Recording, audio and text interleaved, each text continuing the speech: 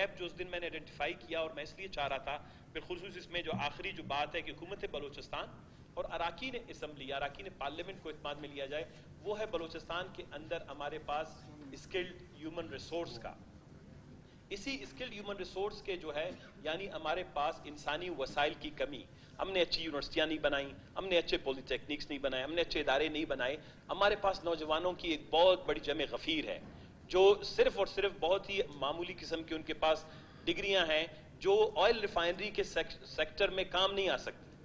کوئی ہمارے لیے قابل سارے احترام ہیں جو تعلیم حاصل کرتے ہیں، لیکن M A Balochi, M A Pashto, M A Brahui, sociology, mass communication, international relation, political science, اسلامیات، یہ میرے خیال جناب والا آج کل کے دور میں جو بڑی اتنی ڈیولپمنٹ ہے، سی پیک کی آئی، انرجی ریلیٹڈ آئی، انفراسٹرکچر کے ریلیٹڈ آیا. تو ہم یہ سمجھتے ہیں کہ اس قرارداد کے توسط سے دو ذمہ داریاں عائد ہوتی ہیں.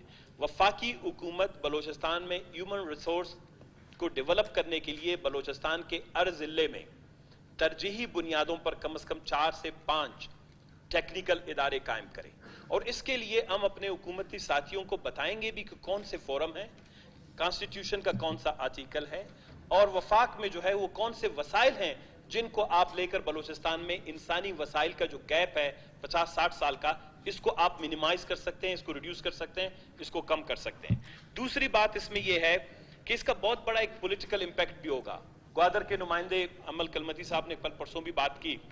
دیکھیں ہمارے ہاں ڈیموگرافک کا بہت بڑا ایشو بن رہا ہے. پچھلی اسمبلی نے یہاں پہ ایک قرارداد بھی پاس کی، تو اس قرارداد کو پھر میں فردر ابھی اس پہ انشاءاللہ پرائیویٹ ممبر ڈیز پہ اپنا وہ لیجسلیشن اس پہ ہم لے آئیں گے. آپ لوگوں کی تعاون کی ضرورت ہوگی. تو اس کے تمام امور